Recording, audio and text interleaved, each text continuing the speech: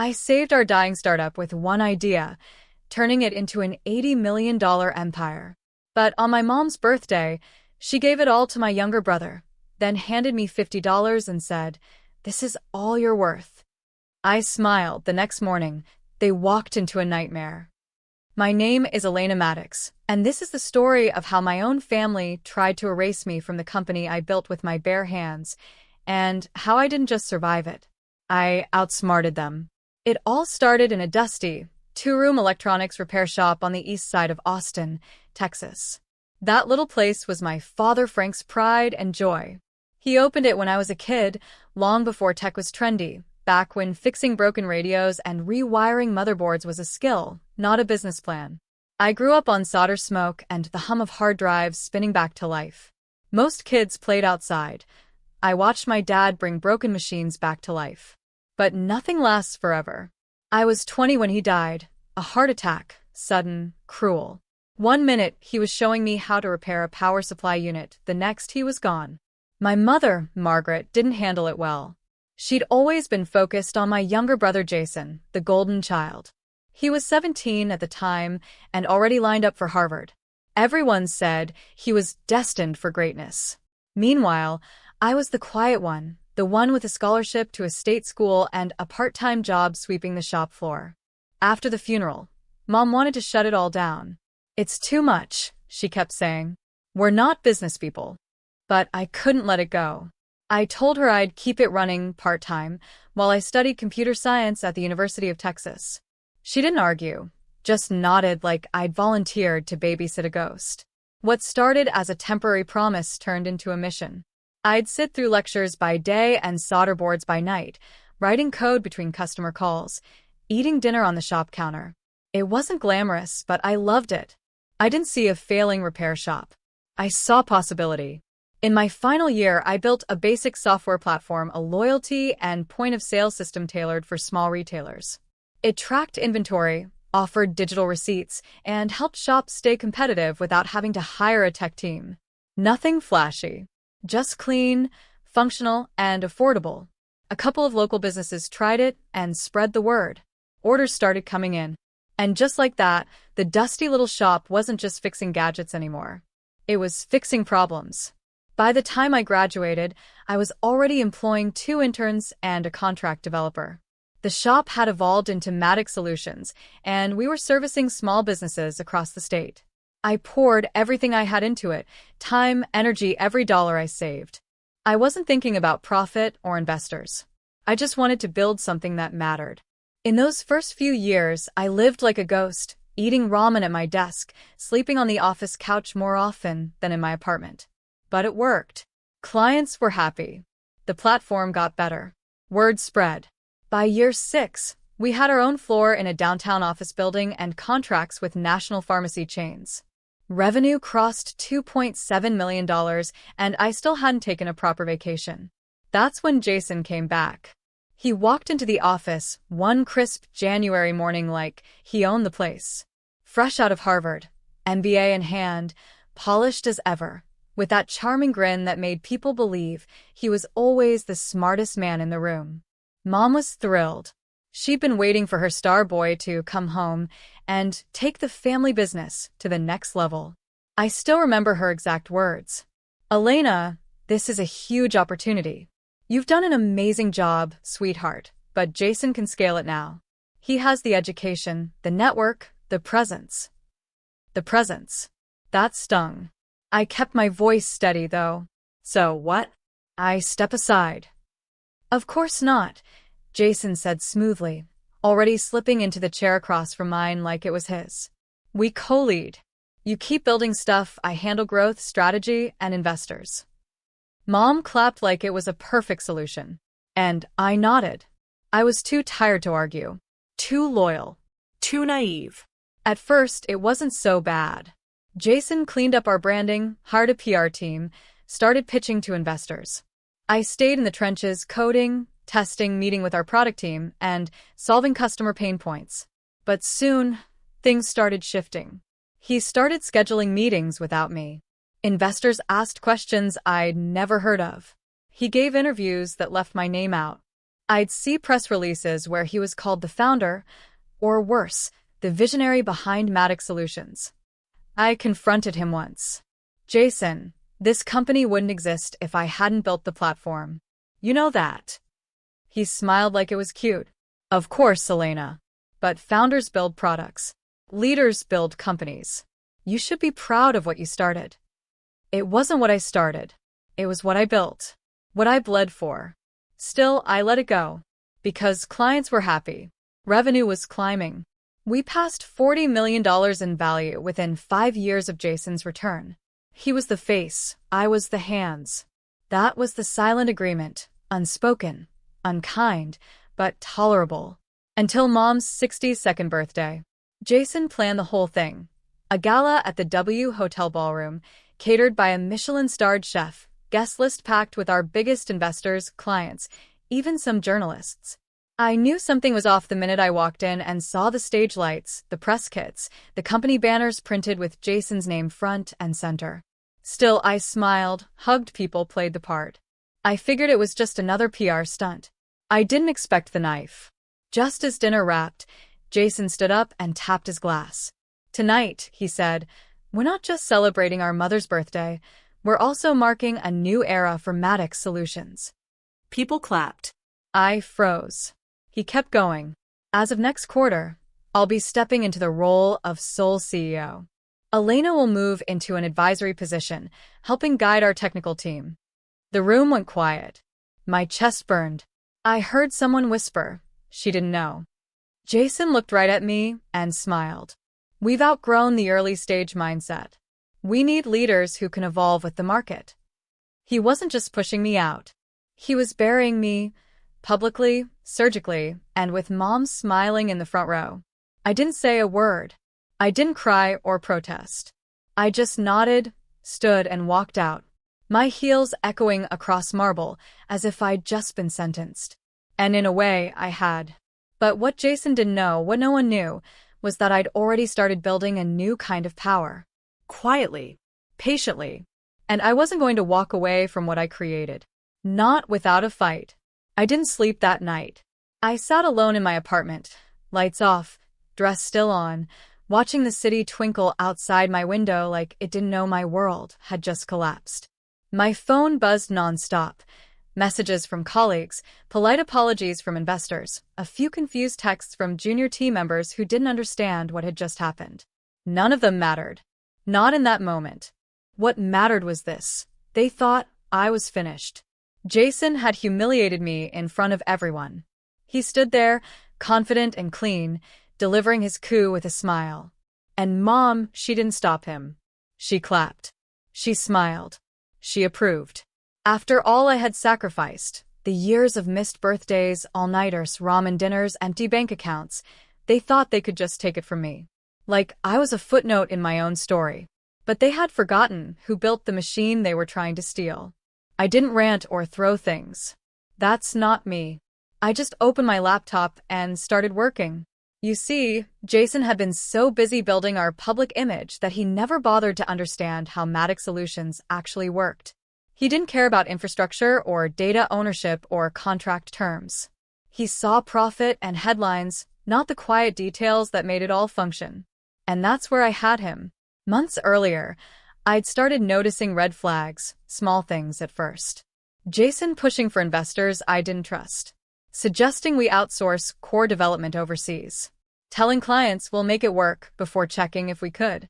So I had quietly started preparing, forming a shell company, Cypherroot Incorporated, and buying up hosting contracts, cloud resources, and software tools under its name. Piece by piece, I built a replica, not of our branding but of our backbone.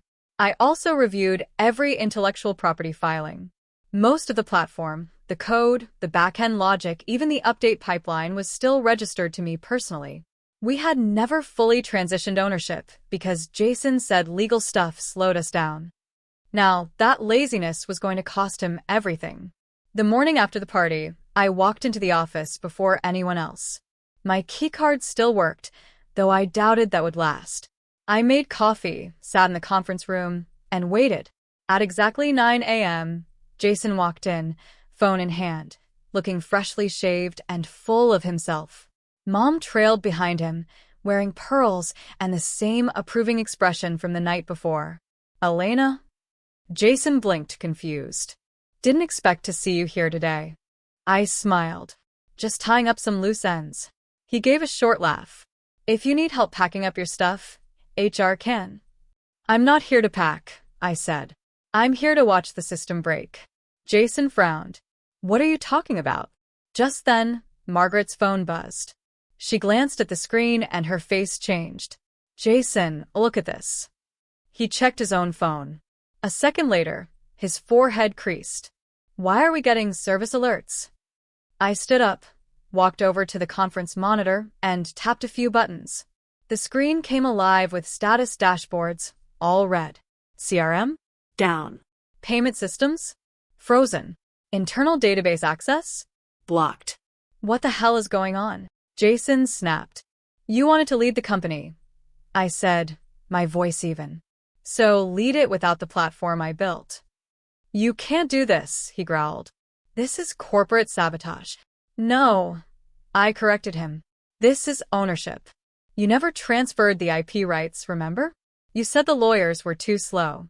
So legally, that code is mine. And the cloud servers? They're owned by Cypherroot, which is also mine." He looked pale now. Margaret had sunk into a chair, silent, eyes darting between us. "I've spent the last 2 months migrating everything behind a firewall you don't control," I went on. "And last night I finalized it. The hosting agreements, the update pipeline, the client data portals, all now rerouted through Cypherroot. Matic Solutions has no legal or operational control over any of it." Jason's hands were shaking. "You blindsided us." "No," I said, leaning in. "You buried me in front of 100 people and smiled while you did it. You didn't think I'd fight back." He stood there, stunned, searching for something to say. But the truth was already hitting him hard. "And just in case you're wondering," I added, "clients were notified this morning. They've been offered uninterrupted service through Cypherroot. Most of them already signed over. Because they weren't loyal to Matic Solutions. They were loyal to me."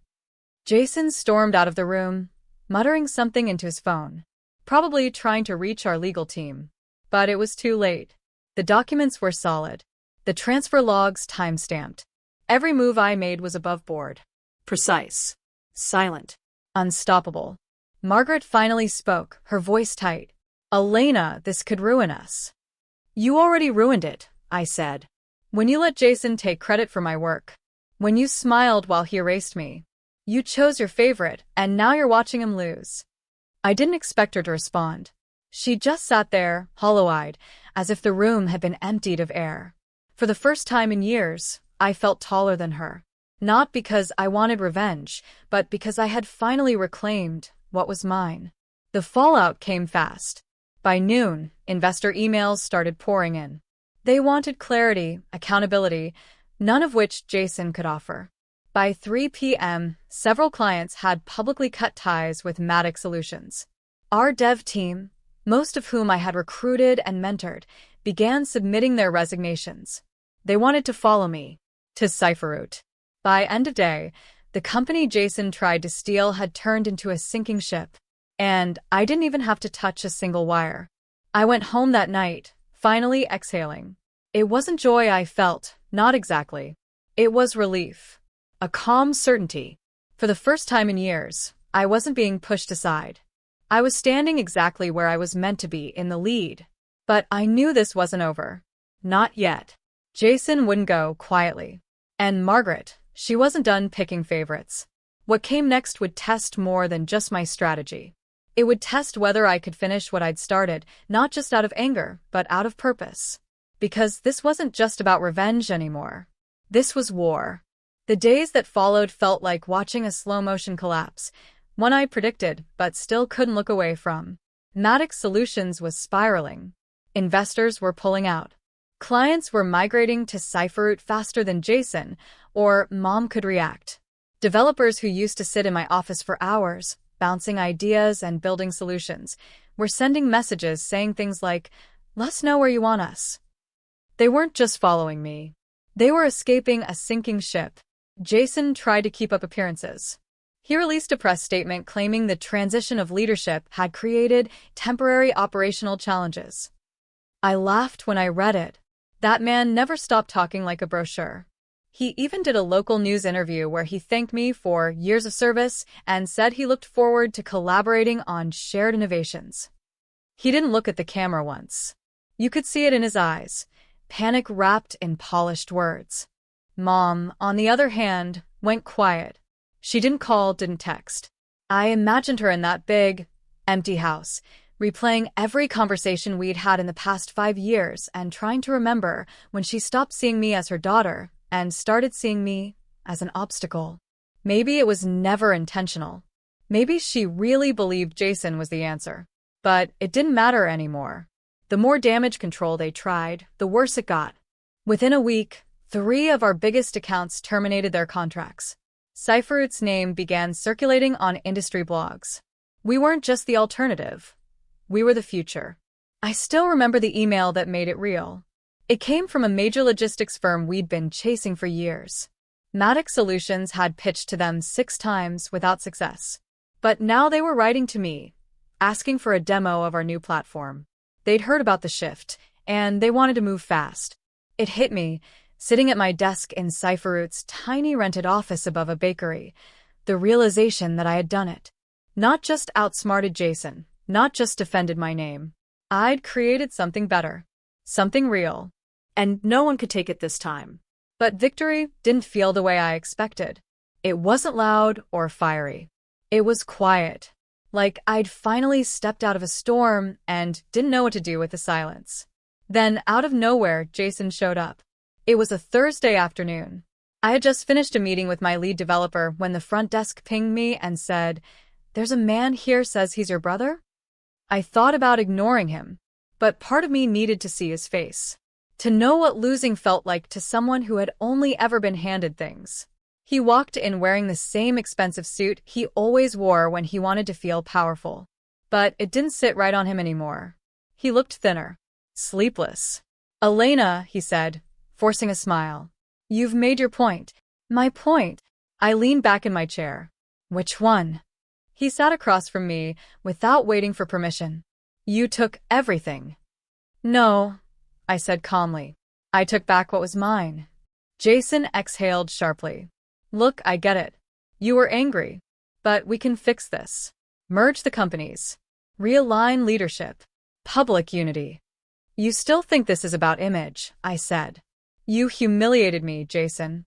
In front of everyone. You stole credit, lied to clients, and tried to erase me. I was trying to protect the company. From me." I laughed. "I was the company." He shifted uncomfortably. "Fine. "I made mistakes. But Mom's involved too. You're punishing her." "I'm not punishing anyone," I interrupted. "I'm just done pretending I need your permission to succeed." He looked at me, then really looked like he was seeing me clearly for the first time. "You've changed." "No," I said.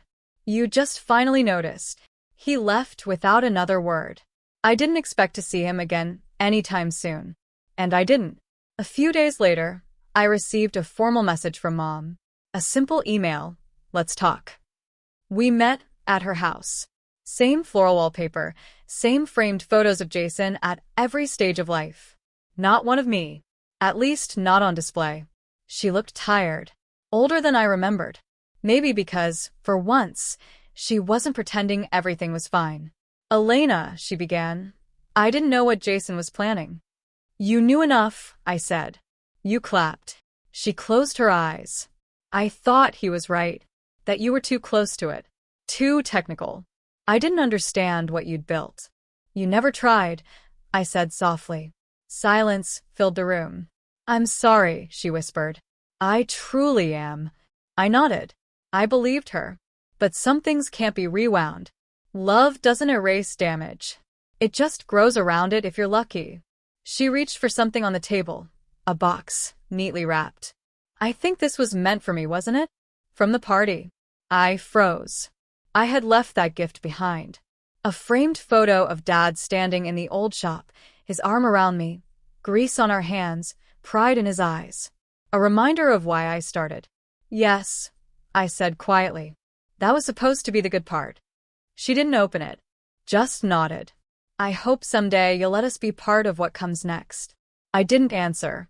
Not because I hadn't decided, but because I didn't know what next would look like. All I knew was this. I had built something again. But this time, I had built it for me. And no one would take it away. Not again. A year passed. Fast and slow. All at once. The chaos of those early months settled into a rhythm: meetings, product launches, onboarding new clients. Cypherroot didn't just survive, it thrived. We outpaced projections every single quarter. The logistics firm signed on, followed by a national grocery chain, then a healthcare network. Before long, we weren't the new company. We were the ones setting standards. I moved out of the tiny upstairs office and into a modern space near the lake. Glass walls and soft lighting, nothing too flashy, just functional, focused, clean. I hired the people who believed in the work, not the name. We kept our heads down and built something real. Something resilient. Sometimes, I'd still hear whispers about Maddox Solutions. How Jason tried to salvage it with a rebrand, some last-ditch investments, a few public interviews. But nothing stuck. Clients didn't trust him anymore. The developers were gone. The magic, the real engine, had left with me. Within 6 months, the company that had once been valued at $40 million was quietly absorbed by a small fintech firm in Dallas, along with Jason. He was offered a mid-level role. No title, no leadership. Just another name on a corporate team sheet. I never celebrated his fall. That was never the point. Revenge was never the goal. The truth is, by the time it all came crumbling down, I didn't care about beating Jason. I cared about being free from him. Free to create. To lead. To breathe. As for Mom, we talk politely. Carefully. She's no longer involved in business, not even indirectly. I think she knows now what she missed. The damage can't be undone, but at least we've stopped pretending things didn't happen. That's something. The framed photo, the one I meant to give her that night, still sits on my bookshelf. Sometimes I look at it when I'm working late, a quiet reminder of where this all began. Me, Dad, a cluttered workbench, and no spotlight in sight. Just shared work and real pride. I still miss him. I wonder how he would have handled Jason. How he would have reacted to seeing his daughter get pushed aside. Or how proud he would have been to see me take it all back. I like to think he would have stood beside me that night and said, "You did good, kid." Last week, I received an email from Harvard Business School, Jason's alma mater. They were inviting me to speak at their upcoming entrepreneurship conference, not just as a guest, but as the keynote. The topic? Resilience in business leadership, the power of the underestimated.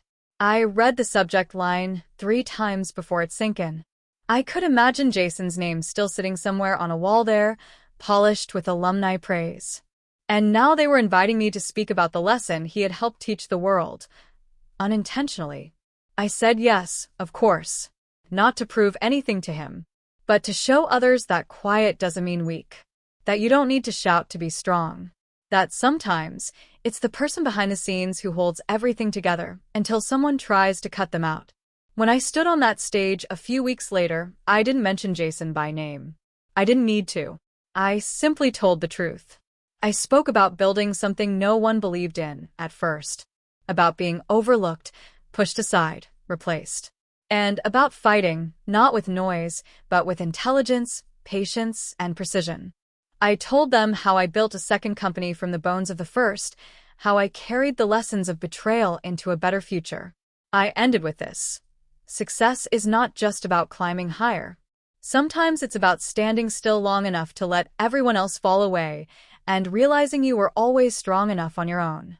They stood and clapped, but I didn't feel pride in their applause. I felt peace. Afterward, a student approached me.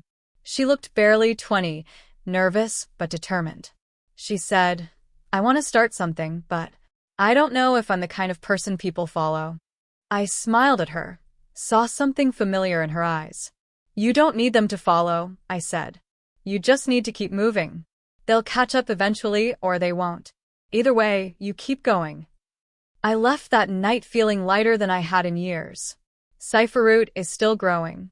We've entered 3 new markets and are developing a product I once thought would be impossible without outside funding. Now I know better. I know my value. And that's the part no one can take from me. This story? It's not about revenge. Not anymore. It's about something bigger. It's about remembering that when the people closest to you try to tear you down, when they call you worthless, invisible, or unfit, you can still rise. Not just to prove them wrong, but to finally prove yourself right.